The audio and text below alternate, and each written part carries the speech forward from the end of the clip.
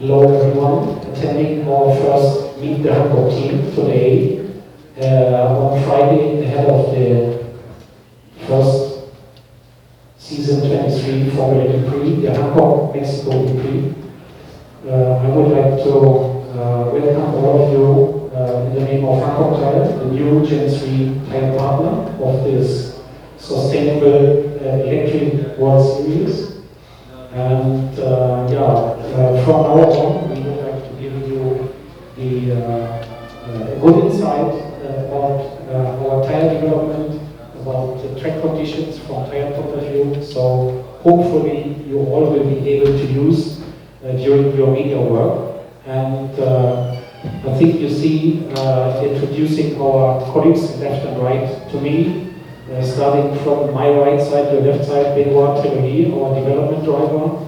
Next to me, Manfred Zampeter, our motorsports head. Myself, I'm the communications director, and on the right side of you, left side to me, Thomas Valtis, our race engineer. So I would like to start talking with Manfred as our motorsport head. Manfred, after 2 years of culminating our work, the last 2 years of development of the IO race tire.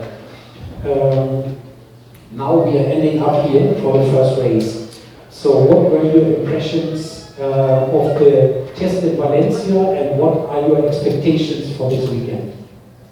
First of all, hello everybody. Okay, Felix, regarding the question, the Valencia test for us from the motorsport side was really interesting and important, because it was the very first time that we had all the teams together on our Hankook Iron race tire under real race conditions. We made a lot of mileage, we collected a lot of data, and at the end of the day the result was that what we have done so far, it looks really promising for the race tomorrow. Yeah, one more question. I don't know if all media have already anticipated, but the race tires for the Mexico E-Prix look a little bit different this time. So what is about it? Can you explain a little bit about it, why we did it, and what is the sense behind it? As you know, the Mexico E-Prix is called the Hankook E-Prix, and therefore we create something special to make our tire product more visual. Because normally a tire is black and round. Our idea was to have something unique, not only on the sidewall, because when you look from the front of the tire, normally you see only black. And this time you see colored groove, and you will be surprised to see that this colored groove will look exactly the same at the beginning of the race and at the end of the race.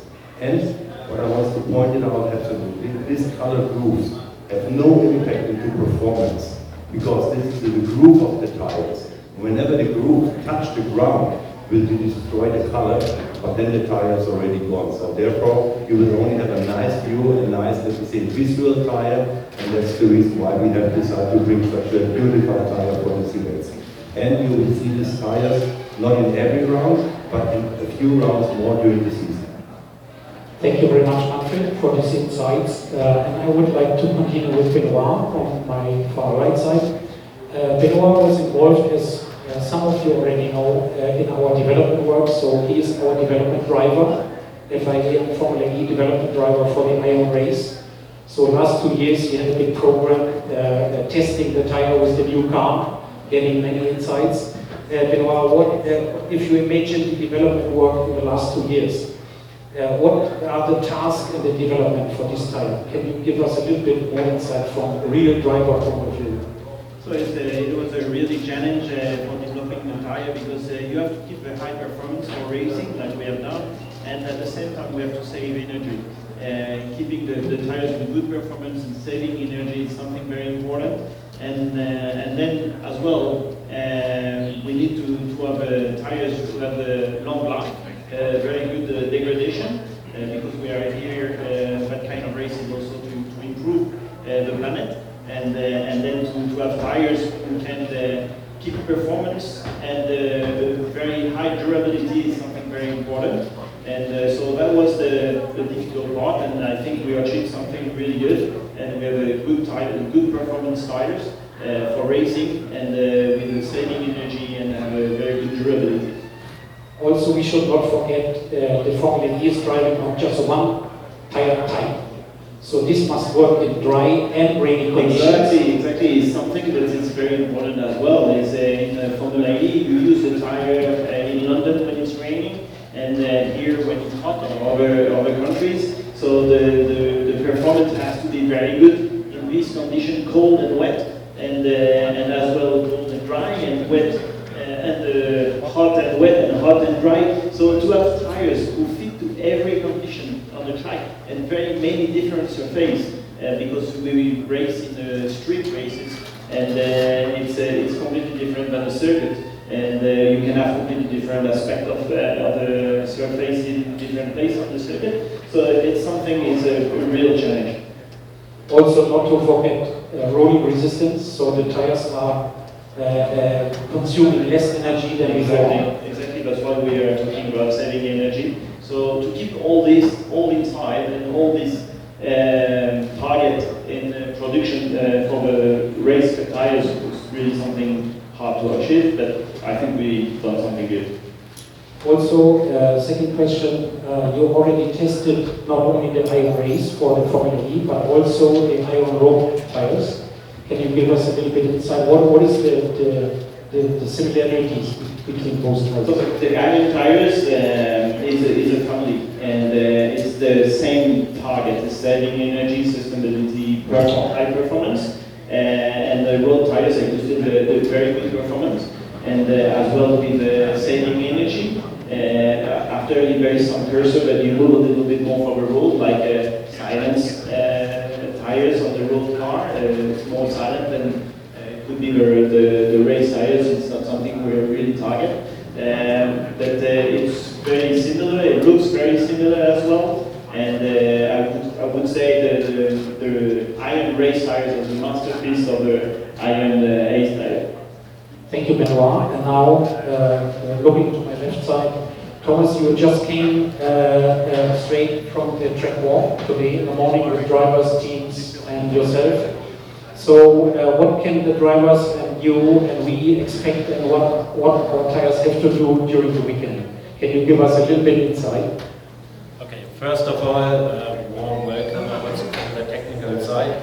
So, like Felix explained, I'm coming straight away from the track walk outside, from this really exciting track. So I think we can really expect interesting fights. On some places it's really pretty narrow, so we will see many different situations outside during the race. And perhaps I show you on the screen here what's going on outside. I think the most important one is to understand that we don't have a typical Formula E track which is outside on any city circuit, so it's a combination of existing racetrack together with several places where you have to adapt the original track to the complete Formula E track. So if we are starting in the turn 1, which is start-finish line, we are coming here, turn 1, which is pretty narrow on the original track, so high grip. So we have different places, different grip levels, and we are going here on the level 2 or turn 2 and turn 3, which we have hard braking, and then we have exactly this combination from the original track together with the adapted one. And here it's starting. We have adapting places where you have colored concrete.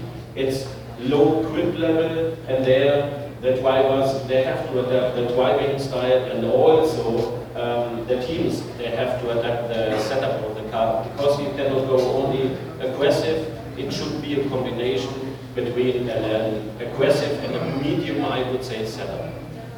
We go then back again to the original track. It's here, and we have the chicane, which is completely new. We don't know what we expect. We have seen it now, it's pretty narrow, so you have to go full way. And we go straight on again in direction of the stadium. It's also not existing normally, so Formula E, they have to adapt it. And also here we have many different type of tarmacs, so also different level of grip. So then we go back again on the original part where we have again, a high grip level, and this is exactly the point what we have to understand here on this track, which is really, really exciting, and we will have, I think, many fights. A new car, a new tire, and also a new track means a lot of adventures. Possibly no negative surprises tomorrow, which we don't expect. Do we have any weather forecast for tomorrow? No rain? Yeah, for sure, but not for sure. Yesterday we had rain, so I think it will be dry, but for the teams it's really interesting to see how the weather under those ambient conditions is working. We are on 2,500 meters, the air pressure is pretty low, so also the flow from the ambient conditions is totally different to a standard, I would say, country. So we are starting in the morning pretty low, under 10 degrees, and then we have a peak of the temperature outside at around, I would say, 3 o'clock. So especially today, the FP1 will be really, really important for the teams. Okay, thank you very much. You have answered all my questions. I would like to ask the audience if they have any other specific